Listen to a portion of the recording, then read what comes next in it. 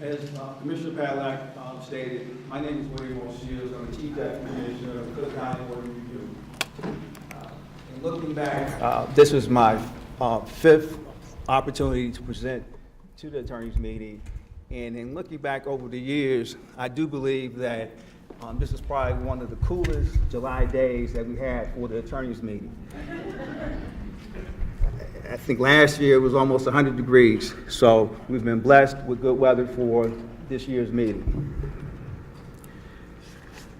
Now, as Commissioner Padlock stated, there are a couple of new wrinkles that we have for this session, and we'll go over those in detail. But one of the things I'd like to do is introduce First Assistant Roland Lara. He's First Assistant for Commissioner Caponargi, First Assistant Phil Penner. We do have Chief Clerk Al Emanuel. We do have the Secretary of the Board, James Thomas. And then we have numerous board employees. Now, if you'd like to, you can raise your hand. If not, that's okay. And did I forget anyone? Oh, okay, so they did. So there's some folks that want to be known, so they did raise their hands. So just briefly, we'll go over some of the new things that we're going to introduce this year, some highlights of the board rules, certain enhancements for 2018. We'll once again review the oral hearing procedures. Again, and it's a really important point to emphasize, best practices, counter filings, unauthorized practice of law. And the thing that, and the reason why we keep this to the end, because this is probably the only reason we're here today, is the Group 1 tax.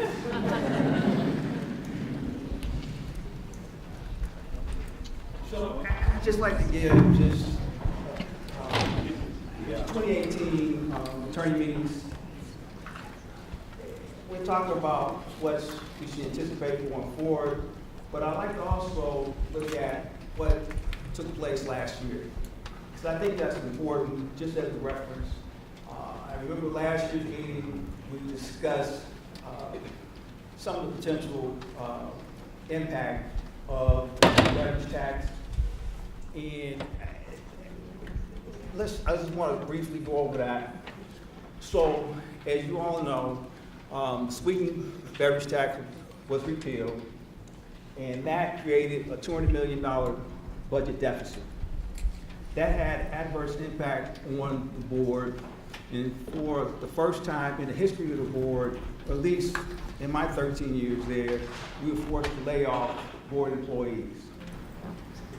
We laid off 9 board employees, and we lost 10 vacant positions for a total loss of 19 positions.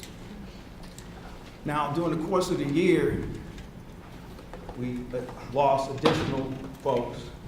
And so we started out last fall with 130 employees, and by the end of the year, we had 102. And so I just want to emphasize that is that, you know, that was like a 21% reduction in our workforce.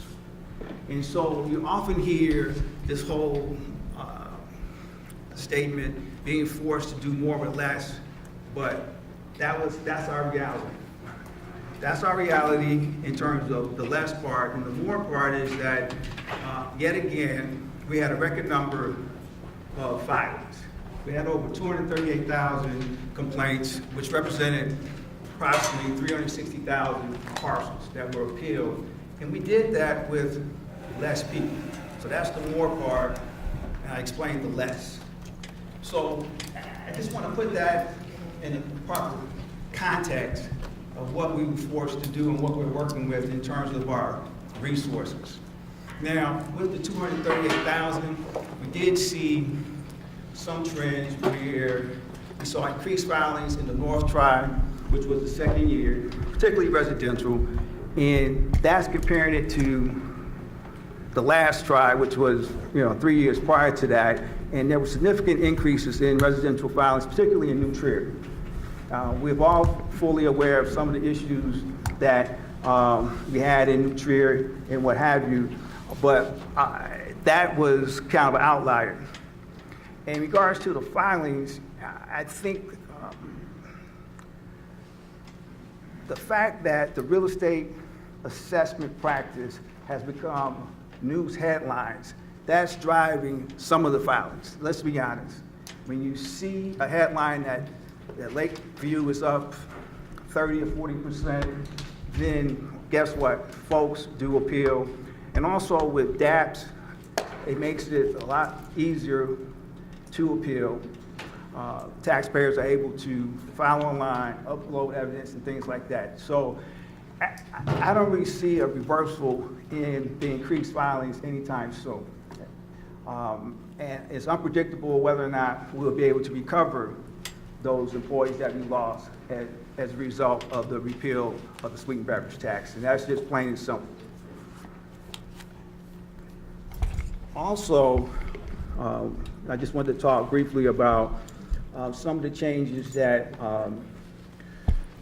took place with PTAB. And as you all know, Property Tax Appeal Board. This time last year, we were informed by PTAB that they would no longer deliver hearing notices in a paper format. And so their vision of a digital workflow was scanning all the hearing notices and then sending it to the board in a PDF. And so what that did, that forced us to develop a digital workflow within DAPS. Now, this is something that was done from the ground up by our DAPS team, and it wasn't funded by PTAB, it wasn't funded by the county. This is something that we basically did ourselves and developed ourselves, and that enables us to prepare evidence electronically, transmit it back to PTAB. We also receive evidence from the assessor's office electronically, which in turn is transmitted to PTAB. So this was something, again, in addition to our primary responsibility is the assessment cycle. So this was done in parallel with the assessment cycle last year. And again, I would like to repeat, we had to do more with less. So DAPS, this is the 4th year. I remember during the 2015 presentation, that was the introduction of DAPS. And since that time, we've made certain improvements to the application. And this is in response to the feedback that we received from you all, the folks that are on the front line, that prepare the evidence, that submit the evidence, that review the results and things like that. So each year, we're making an effort to.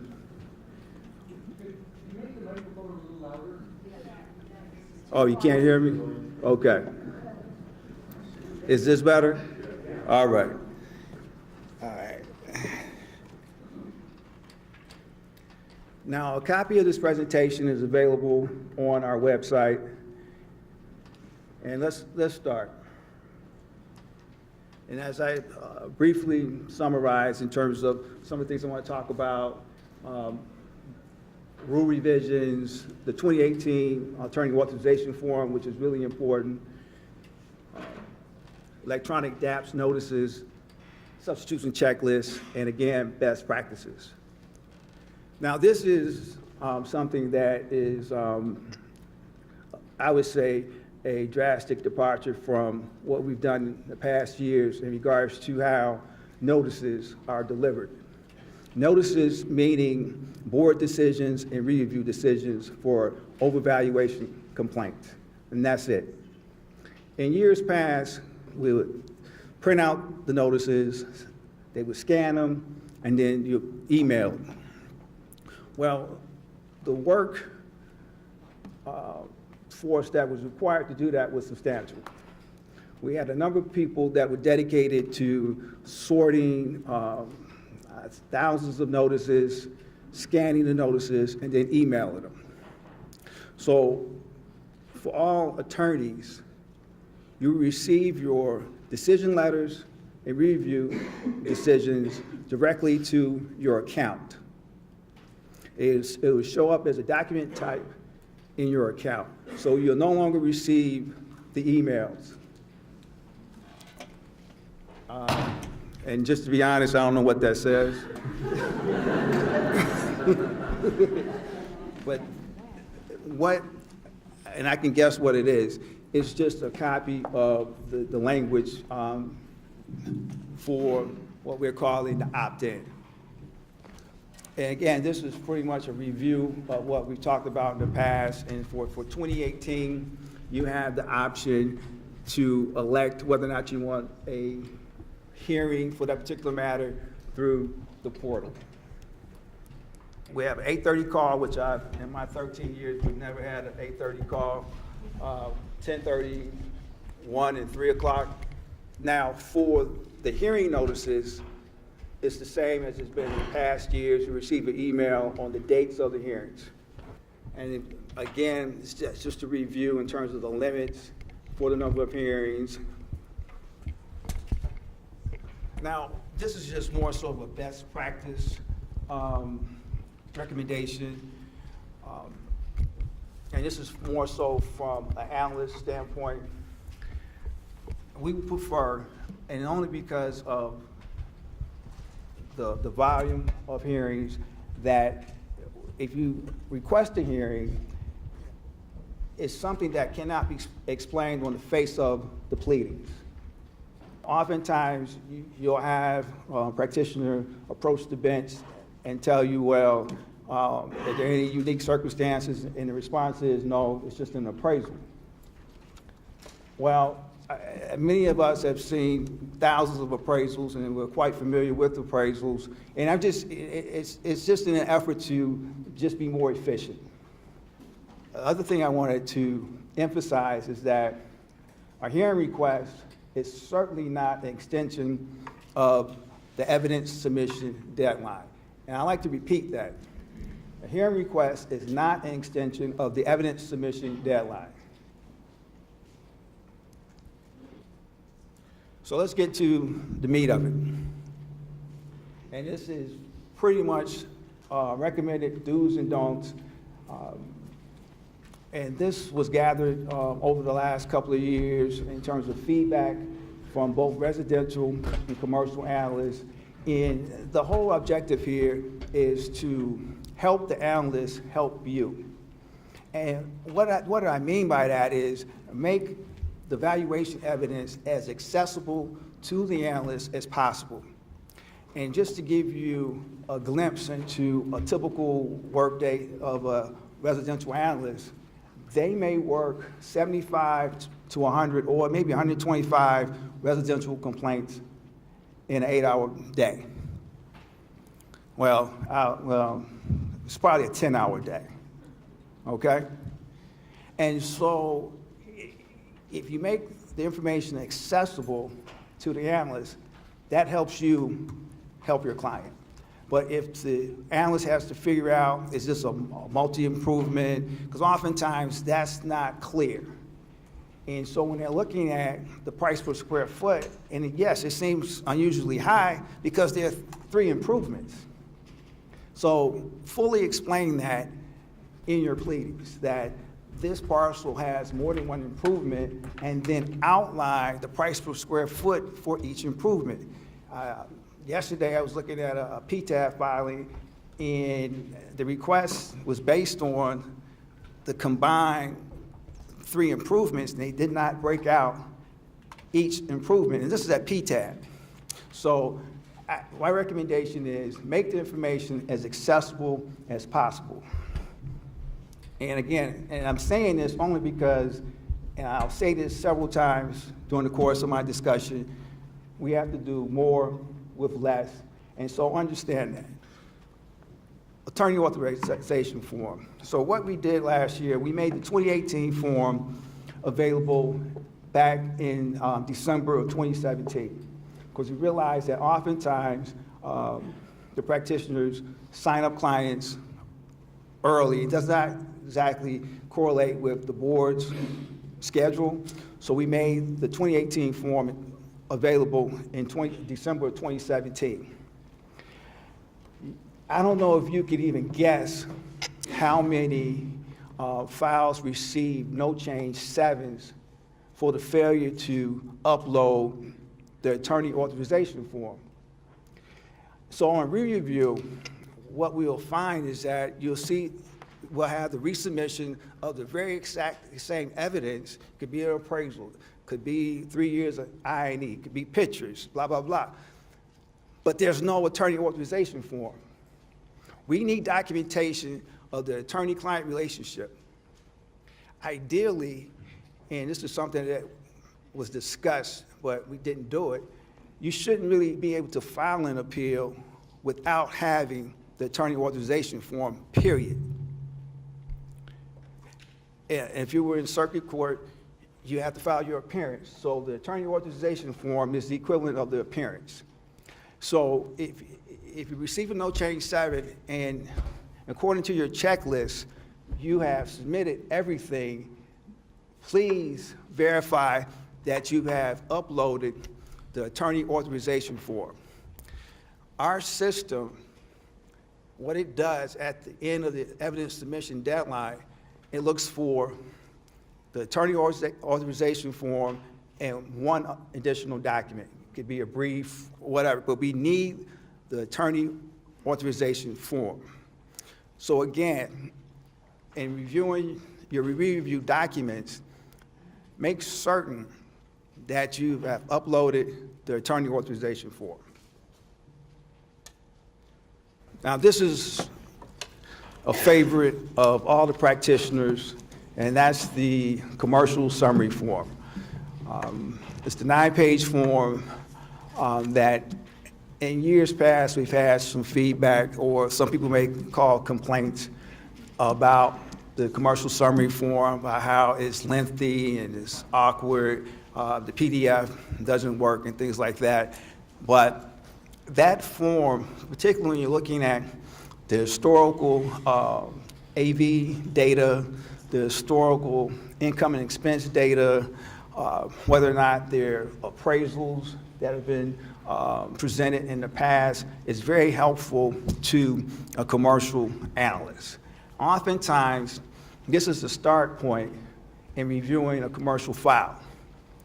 And it's very, very important that you fill out that information to the best of your ability, whatever information that you have available.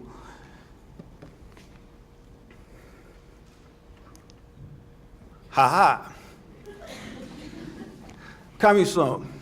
So in response to the feedback and mostly the gripes and the complaints about the commercial summary form, what we have in development is an improved version, an electronic version of the form. And again, it's in testing. The form ideally should be available, and don't hold me to it because things change with technology. What we're targeting late August, September, and it would be voluntary to use the form. Now, that 9-page form has been condensed into a 1-pager. Well, actually 2 pages if you count the part that you can barely see, but what that first page would have is basically the summary form that's produced, that last page of the 9-page current commercial summary form. So you have the historical assessment data, market value data. One of the things that we're looking at is that when you enter the PIN, certain fields will be self-populated, meaning the assessment data. Now, there's still some things in development and what else that could be provided, such as the tax rate and things like that. But at the bare minimum, the assessment data will self-populate, and you wouldn't have to do that. Now, with the historical I&E data, that's entered by the portal user, and it'll be stored. So that next year, you only have to update that current year.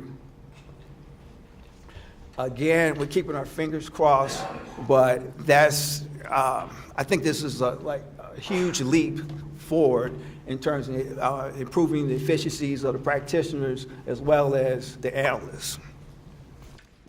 Now, in regards to document types, and this has been a point of debate in regards to how certain documents are labeled. It goes to just making the information as accessible to the analyst as possible. So if you're uploading and you tag a document as income and expense data, then that's what the analyst is looking for. But if you accidentally upload a vacancy affidavit, then that just makes the analyst look through potentially 10 other documents to determine where the income and expense data. So it's very important that the documents are accurately identified when you're uploading. Now, we've had some instances where there's one document and then you have tabs in a PDF, and some analysts, if done correctly, do prefer that. And this was one of the things that we talked about last year in regards to just certain property types and some of the things that we're looking for. One complaint, if you have authorization for the building, for a condo building. Now, the exception would be if you're contesting the valuation of common areas, then you would file a separate complaint for the common area. With the 599s, from a legal standpoint, it's a condo. It is a condo, so we will consider sales within the subject. Also, we consider sales evidence in the form of appraisals, but one of the things that we're looking at first are sales within the subject. So please identify recent sales, meaning within the last 3 years. If it's leased, Board 21 is applicable, where we have 3 years of income and expense data. Now, this was somewhat new in terms of just being able to request the administrative note change through the portal. I think it's very useful because what it does, it takes a docket out of workflow. So if you do that, that helps us and it helps you ultimately. Now, one of the things we did see on re-review is that when the portal user selected or elected admin no change, and then you're coming back with evidence on re-review, generally unless there's a valid explanation of why you requested a review, maybe it was a mistake or something like that, but in general, those would be rejected. Again, this is just a review of some of the things that we talked about in the past, but in regards to appraisals, generally most appraisals can be uploaded as one document. It's a pain in the you-know-what to have to review an appraisal that's uploaded in 3 separate documents or 4 separate documents. If the color appraisal is available, please upload that, and if it's in a PDF format, please upload that. Income and expense data, this goes back to Board Rule 21. We're looking for I&E data that's maintained in the normal course of business. Particularly when looking at rent rolls, one thing that we somewhat frown upon is summaries of rent rolls that are prepared by the practitioners. Now, I know there are some cases where you may have a mom and pop business owner and they may write their rent rolls on a napkin. We get it, submit the napkin, and if the napkin matches up with the summary, then we'll consider it. And some of these things are pretty much self-explanatory in regards to looking at the leases. Please give us an explanation of whether or not the leases are gross or net or semi-net, semi-gross. And our primary concern here is who's responsible for the payment of the real estate taxes. Vacancy arguments. The whole vacancy issue has become somewhat of a headline recently. And if you look at Board Rule 22, there are certain things that we require to support a vacancy argument. One being dated interior photos, documentation of efforts to mitigate the vacancy. If it's an income-producing property, which generally they are, we need the historical income and expense data. We also need an up-to-date vacancy affidavit. There are times when we receive a vacancy affidavit and it clearly states Cook County Assessor's vacancy affidavit, and that was filed maybe 6 months prior. There's a good chance that the vacancy may have changed during the course of between the assessor's filing and the board's filing. But one of the things that I just want to emphasize in regards to the vacancy arguments is that we consider them case by case, and we look at the evidence. What it boils down to is, does application of a factor to the improvement represent the as-is value of the property? And so you have a situation where say a strip center was purchased, so you have a purchase price, it was demoed, and there's a request for vacancy, but in some eyes, that was the cost to acquire the land. There was no intent to occupy that strip center. So we do weigh those factors, particularly you have a recent purchase and there's requests for vacancy relief. Per Board Rule 19, you must disclose recent sales. Submit the settlement statement. Also, disclose the relationship between the buyer and seller. Hearings, please review Board Rule 13. This is something that's come up, and it's usually an instance where the practitioner has acquired a new client. Their past board filings say this is the second or third year to try, and what we recommend is that you FOIA the file and be fully aware what documents has been filed prior to your representation of the client. There are instances where there may be an appraisal at a higher value, and then now you have new counsel, and the appraisal is 50% of what the appraisal was the year before, and that in most cases raises a red flag. Now, all of you know Elisa. If you have a scheduling conflict, please, please, please, as soon as possible, notify her so we can make adjustments. The scheduling is, to put it lightly, is a challenge. It's a huge challenge and requires a lot of her time, a lot of Tom's time. So when there's a conflict,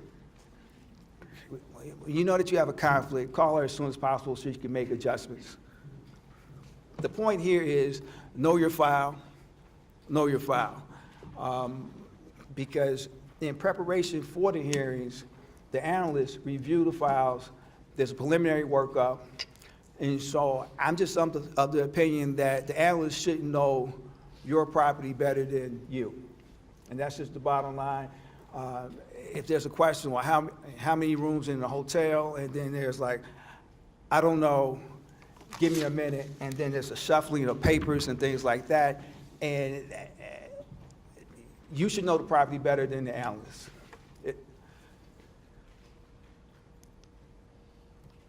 Now, the types of files that are still being filed at the counter would be omitted assessments. It's the same as previous years, exemptions and earned vows.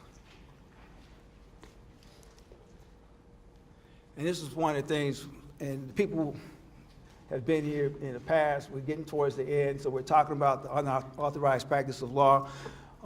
As you all know, non-attorneys or consultants may not practice at the board of review. We take this very seriously, and if we find an instance where a consultant, we will report it.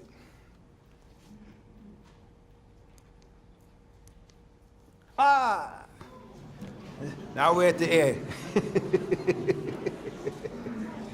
So, this is what everyone's been waiting on. And the thing is that it's not that big of a surprise. If you look at the towns that have been published by the assessor, it pretty much correlates with those towns. So we have the usual suspects in terms of Riverside, River Forest, Norwood Park, Evanston, Berwyn, Oak Park, New Trier, Elk Grove, Palos, Cicero, and Maine.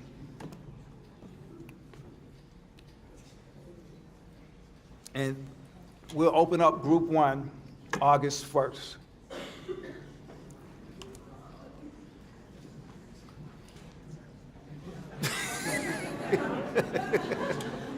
Oh, do you want me to go back?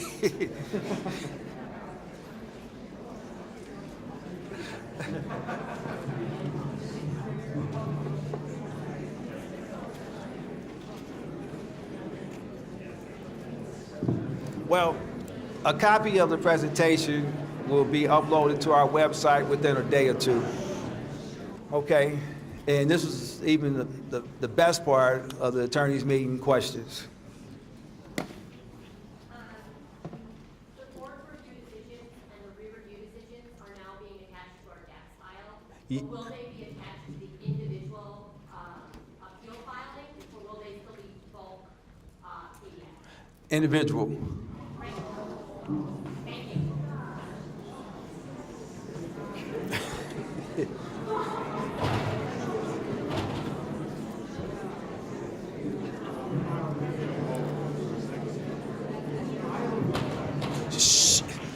We have a question over here. For everyone here, I think what you said, we have to do more with less. If there's a way that you could give a little bit of heads up, kind of exact date on when the re-reviews were coming out, like you said, Group 1, and it's going to come in 4 weeks, 3 weeks, or come this Friday. If you have a little heads up there, that'll help us. The review periods are very fluid in terms of giving some advance notice of the review periods. Oh, decisions.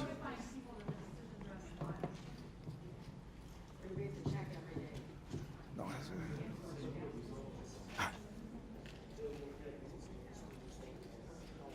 all right. There'll be advance notice, but at this time, we haven't determined how much advance notice, but there'll be advance notice to tell you to go check your account. Via email or on the website? We haven't determined. And it's more likely than not via email and the website. Yep. If you do an administrative note change and then after that you get a PCAP or a circuit court decision or a prior year, can you use that for a re-review? I think we would consider it. With bulk condo filings, how many parcels can be submitted at one time? In the past, I think it was 300 with the cutoff, where you had to go back in and submit. And I'm going to throw that to one of our DAPS team's members. Yeah, for exception properties where we have a large volume of pins, Trump Tower, for example, would be 1,400 pins. If we can separate the commercial portion out from the residential, and possibly group those residential in halves, in groups of 300 to 400 at a time. Otherwise, it inundates the system itself.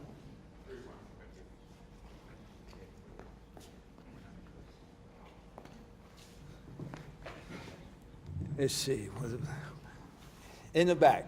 I mentioned, the issue with multi-codes, multiple properties. Yes. But the issue for us is we can't get the data. There's no way of us finding the accurate data of the breakdown of how we got the buildings divided per square foot, so it makes it really hard to argue. So is there a way of us having a better way of accessing that multi-code data in advance? We can't get the accurate breakdowns of the buildings across the page. Well, let's discuss that issue offline, because I don't know what data you have access to versus what data we have access to. Well, it doesn't match. We've been trying for a while to get it either from the assessor or from the board.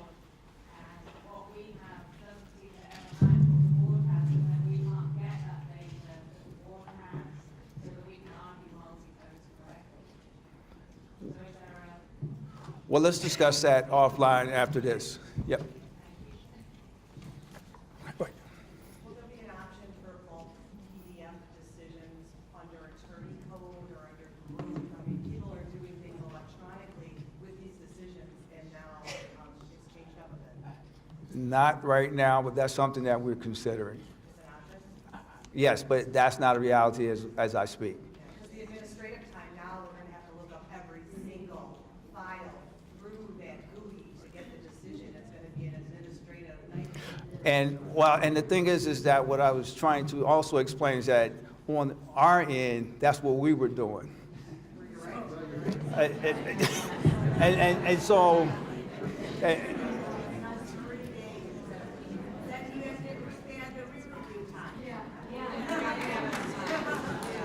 It's a game changer. yeah, we understand.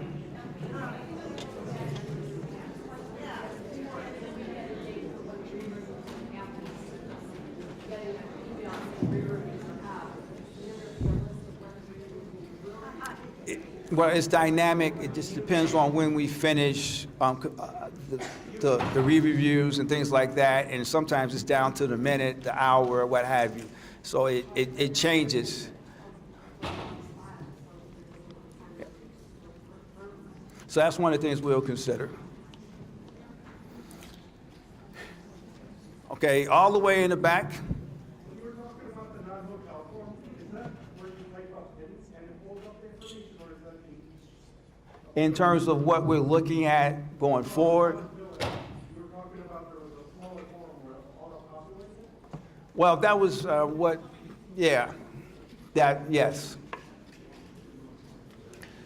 I think that's it, and I'd like to thank, one more question.